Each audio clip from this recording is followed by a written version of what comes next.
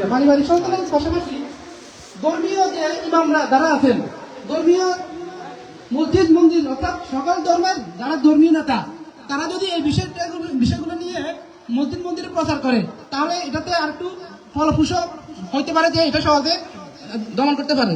আর পাশাপাশি আমাদের সামাজিকভাবে যে সকল রাজনীতির নেতৃবৃন্দ আছেন এবং মুরব্বীকারাম আছেন, সবচেয়ে জোরালো ভূমিকা পালন করতে পারেন তারা।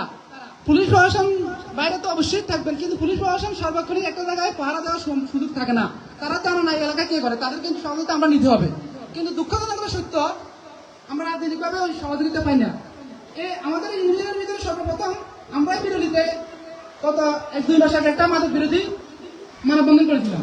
আমাদের ইউনিয়নের কিছু রাজনৈতিক নেতৃবৃন্দ আমাদেরকে সহযোগিতা করছে, আলহামদুলিল্লাহ। ওইটার পরে বিরোধীতে কিছুটা কমেছিল, কিন্তু এখন দেখা যাচ্ছে এখন এটা কন্টিনিউ আবার চলতেছে।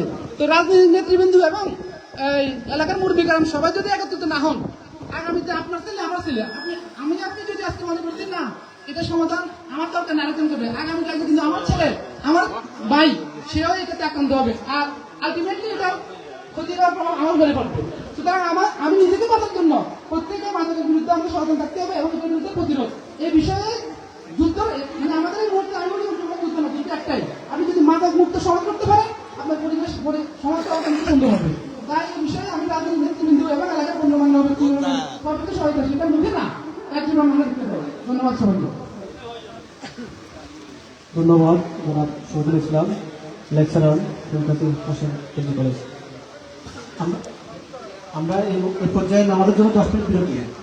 যারা নামাজ পড়বেন পাশে মসজিদ আছে, আপনাদের সঙ্গে বিরতি থাকবে।